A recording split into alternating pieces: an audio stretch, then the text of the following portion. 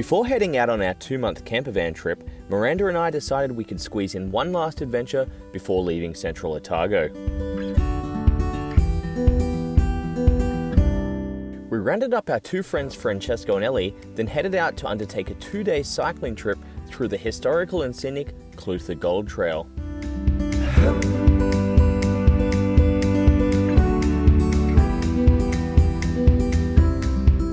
Follow us on this epic journey to a little known part of the country.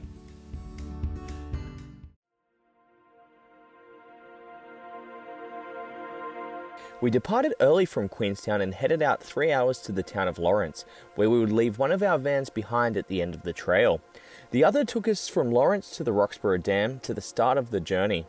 Before starting, we made a stop in the town of Roxborough itself to get set up and have a quick bite.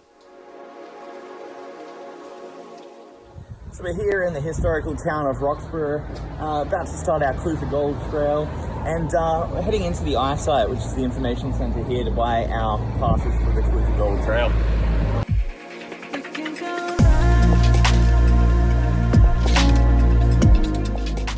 Got a really famous pie shop around the New Zealand, mate. How about Jimmy's?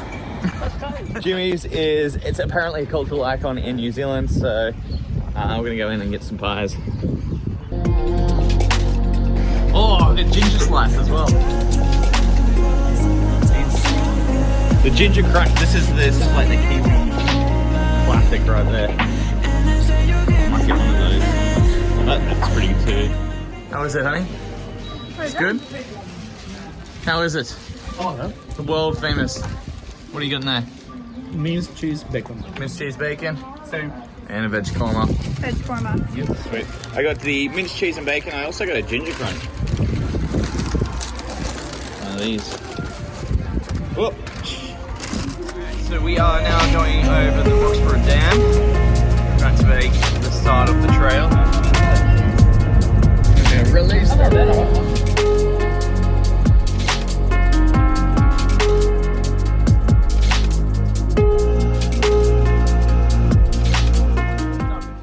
Trail. It's going to be a 2-day journey to the town of Lawrence, starting here at the Roxborough Dam. 73 kilometers in total. Today we'll be making our way to a place called Miller's Flat, where we'll be camping overnight. That is 29 kilometers away, so hopefully we'll get there in the next few hours. Do a couple little stops along the way there, and tomorrow we've got our longer journey, 44 kilometers. So you can see down here at the map where we currently are, just at Lake Roxborough there. We'll make our way along the Clutha Mata-au River, which is actually the 2nd longest river in New Zealand and the largest by volume. We stop at Pinder's Pond, which is my namesake. I'm Shane Pinder, of course, so that's definitely a stop along the way. And this is where we'll be camping overnight. And then tomorrow we'll be making lunch, stop at Beaumont, and then all the way down to Lawrence.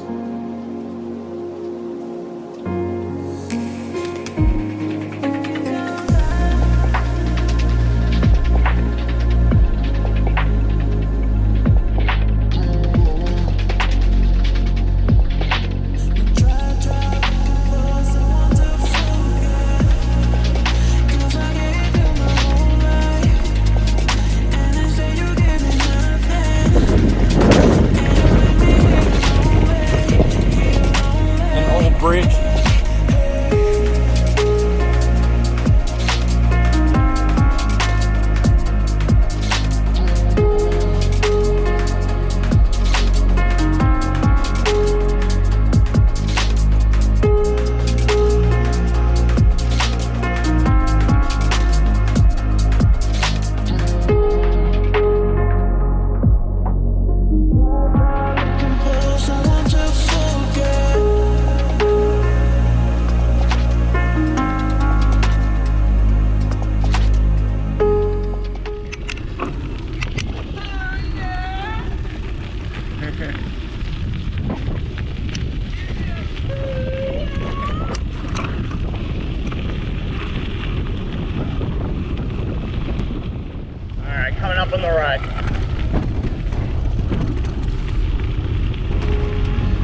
Clutha Gold Cycling Trail was officially opened in 2013 to showcase the area's history of the early Maori moa hunters, European and Chinese gold miners, pastoral farming, and the railway.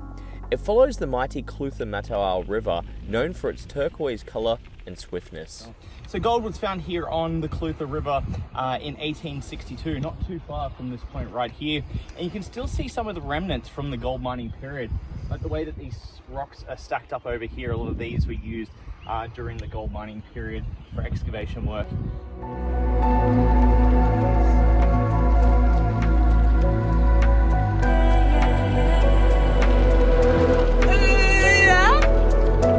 Nice noise.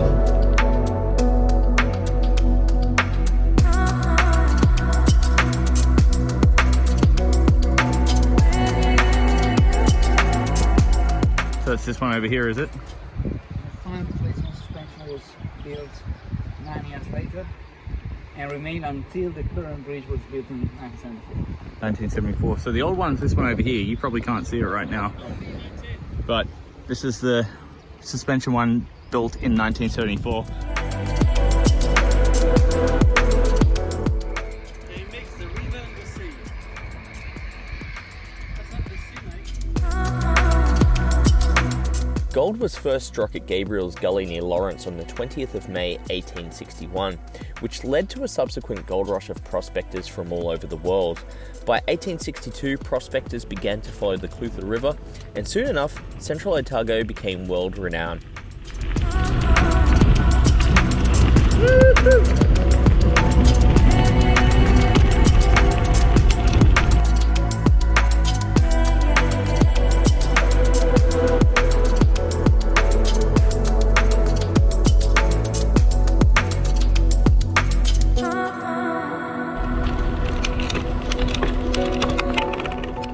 Smell all the birds.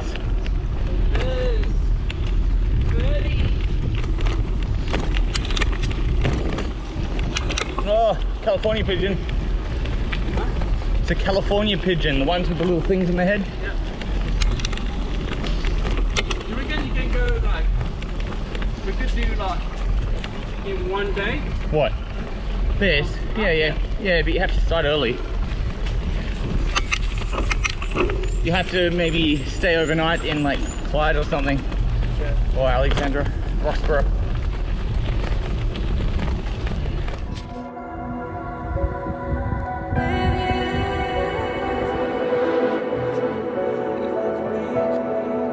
Pinder Pond. Oh, Pinder, your name. All right, we're here at Pinder's Pond. This is our halfway point to Miller's Flat today, about 14.5 kilometers in. And we had to stop here because of my namesake.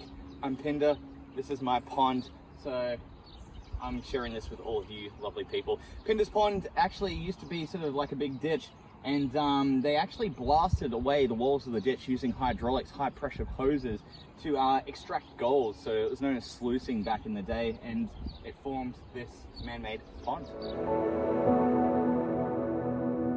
I'm missing your body, missing your eyes, I'm missing the way you look at me.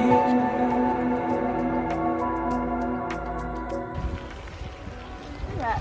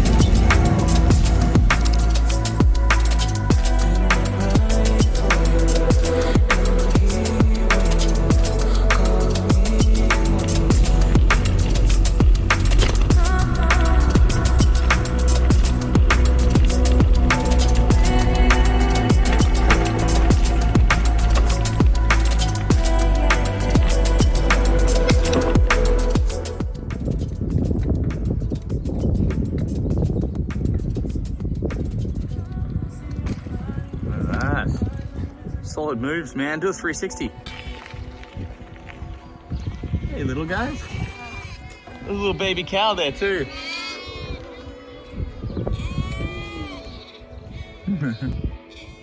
Being mid-spring, wildflowers were flourishing and the surrounding farms were filled with newborn lambs and calves which we couldn't resist interacting with.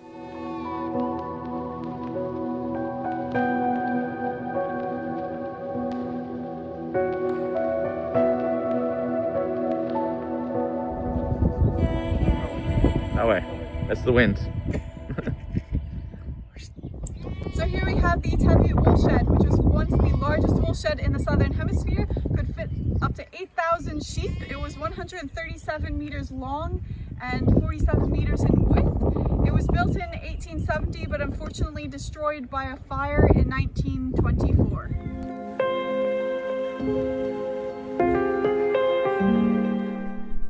All right, Ellie's gonna give us the facts. Go on, Ellie. Facts. That looks like a church.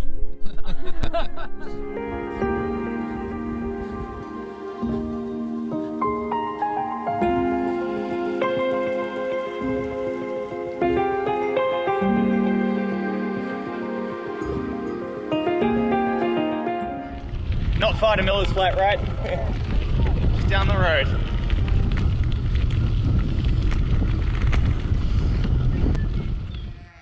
No.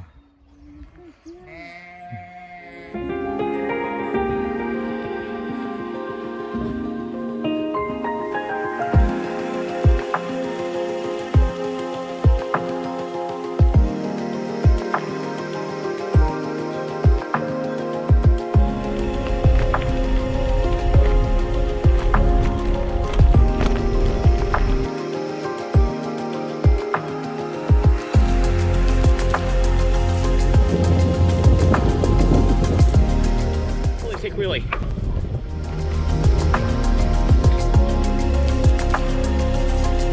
Go, Ellie. We arrived in Miller's Flat in time for dinner and just in time to set up camp before the rain hit.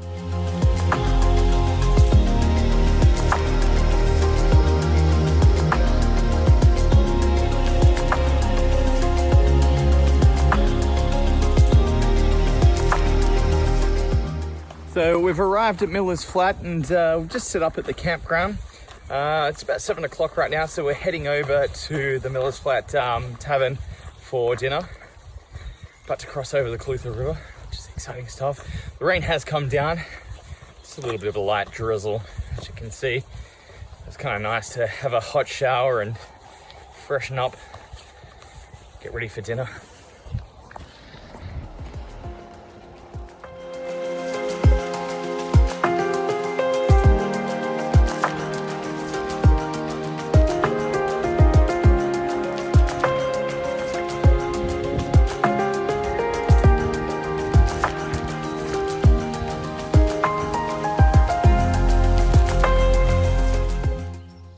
Day 2 of the Clutha Gold Trail. Let's get going. So here we are at Miller's Flat. We stayed here overnight at a holiday park campground. So we're starting right here and we're gonna bike the trail all the way to Beaumont. So it doesn't look like we're covering that much elevation, but Beaumont is where we'll have our lunch stop, which is 24 kilometers long. And then we'll have another ride after lunch, which goes uphill, the uphill section, all the way down to Lawrence, which is our final destination for today. What do you think, Ellie? My butt's hurt.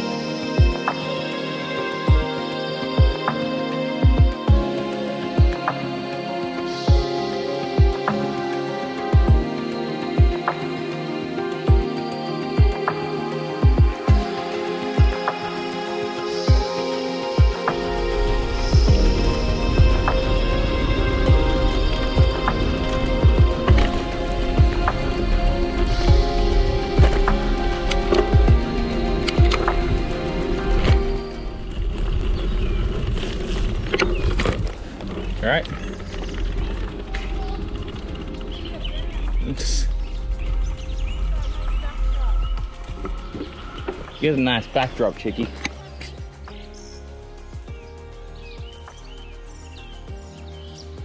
You ready to rock and roll? Rock and roll. Let's do it. Let's friend dogs. Francesco had left camp early and gone on ahead, as he was struggling to keep up the previous day due to his recovery from a soccer game the day before.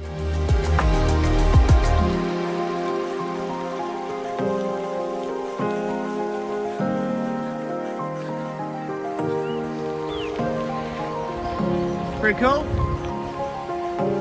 Très bon. Très bon.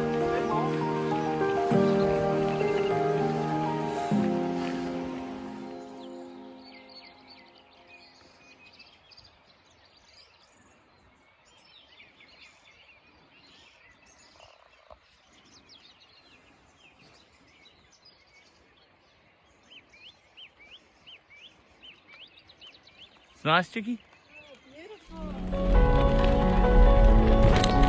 Le Chicky est ici.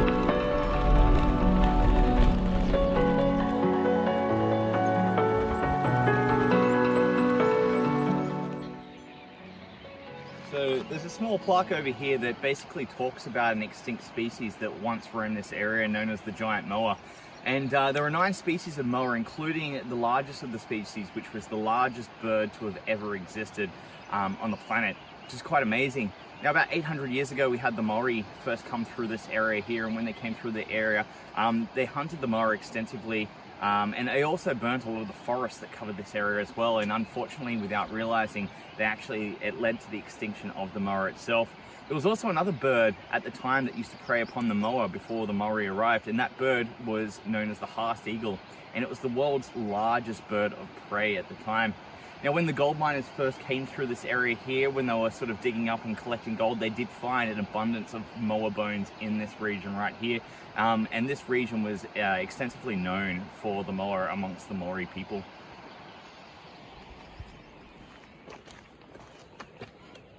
So the first European explorer to come through this area here in the mid-1800s was named Nathaniel Chalmers, and he actually came through here with a couple of Maori chiefs as his guide to sort of lead his way into the interior of Central Otago.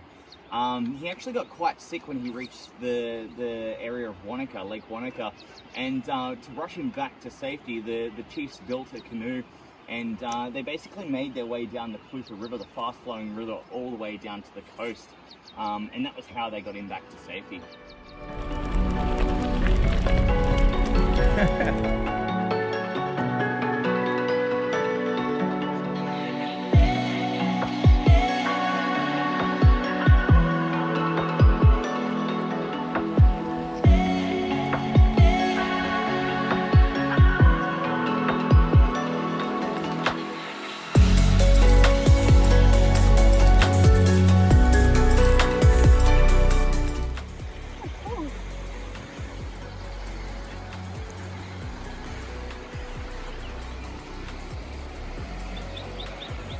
So we decided to take a quick little side trip from our bikes to the historic Horseshoe Bend suspension bridge in the background there. It's only about a 10 to 15 minute walk, and it was a remnant of a bridge used by in the gold mining period.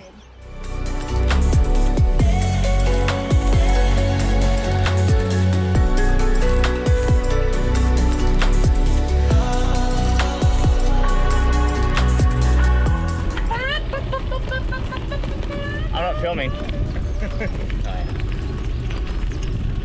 Ellie likes to show off in front of the camera.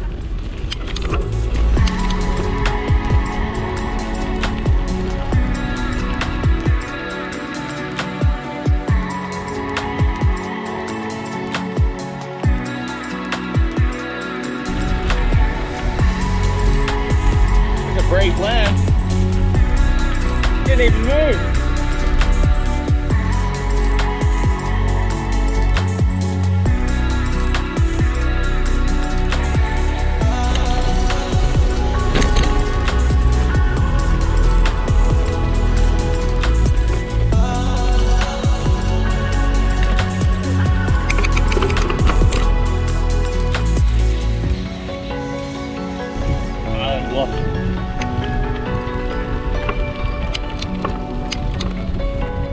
Much of the trail was covered in wildflowers. Due to this, I would highly recommend this trail in the springtime.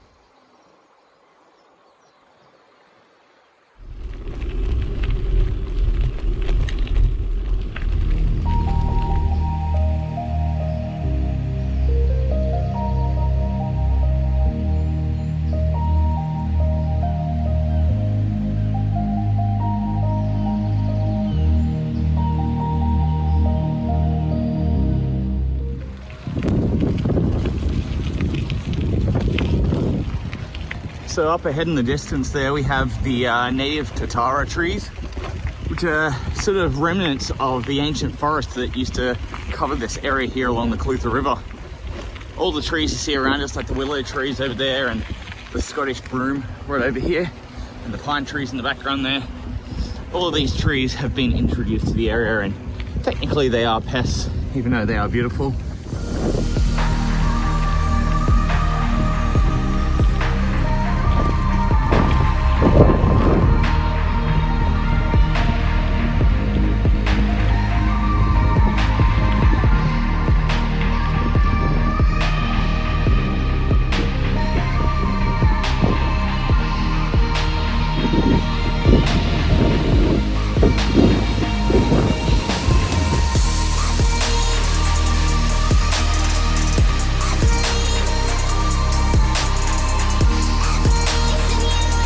How you doing, honey?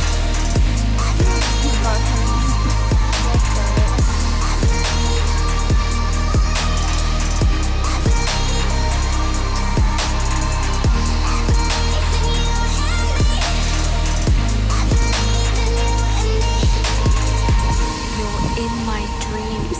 I can feel you. It's a familiar feeling which was lost through time. Vivid memories which I long to find begin to flash from within my mind. We finally caught up with Francesco in Beaumont for lunch at the Beaumont Hotel. Have you guys eaten yet? Got any words to say, Francesco? I wish you... We lost someone. He gave up. Just say I gave up. I failed. I failed. There you go. Let's go, guys.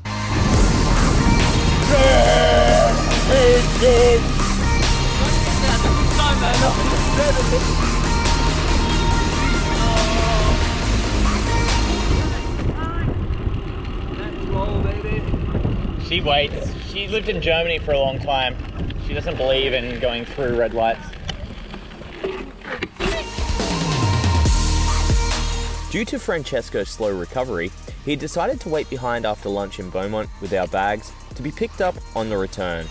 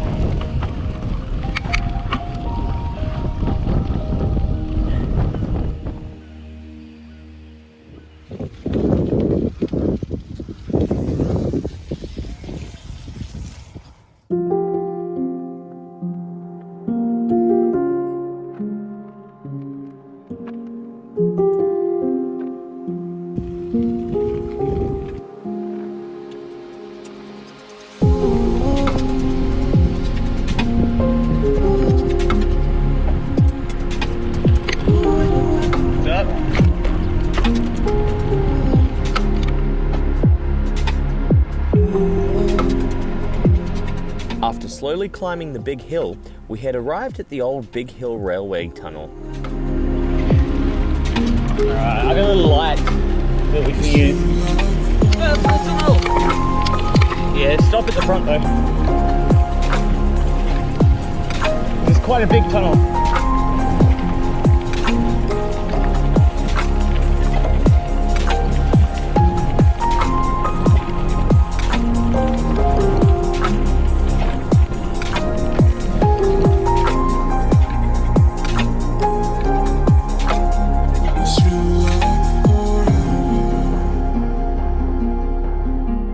So behind me here we have the Big Hill Tunnel, which was first they started building it in 1906 and it wasn't complete until 1913. 434 meters long, so going to be wandering through the darkness there. And it was running up until 1968 when it was outcompeted. It was part of the railway line and it was outcompeted by road traffic. So the railway line used to go from Dunedin all the way into Central Otago.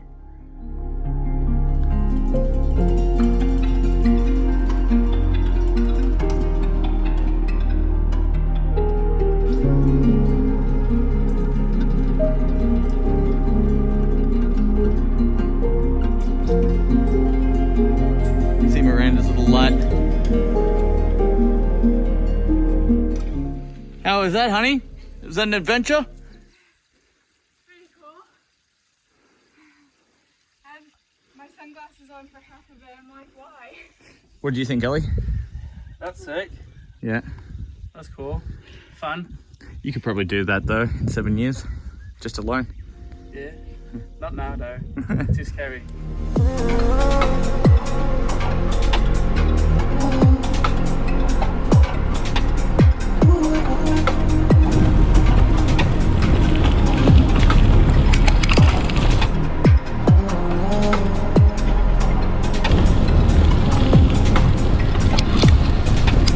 Which way, Ellie?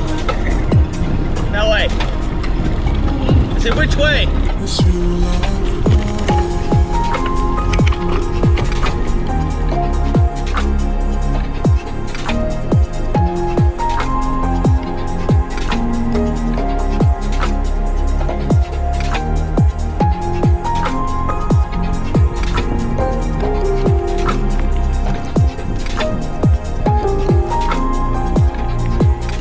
It was at about this point I'd realised that I'd left the van keys in my bag back at Beaumont.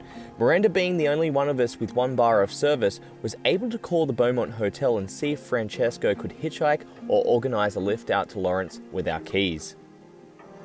I think these are the Chinese settlements.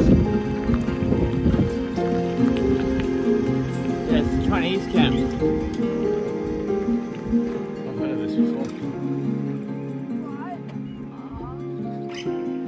I'll make sure I put that in the video.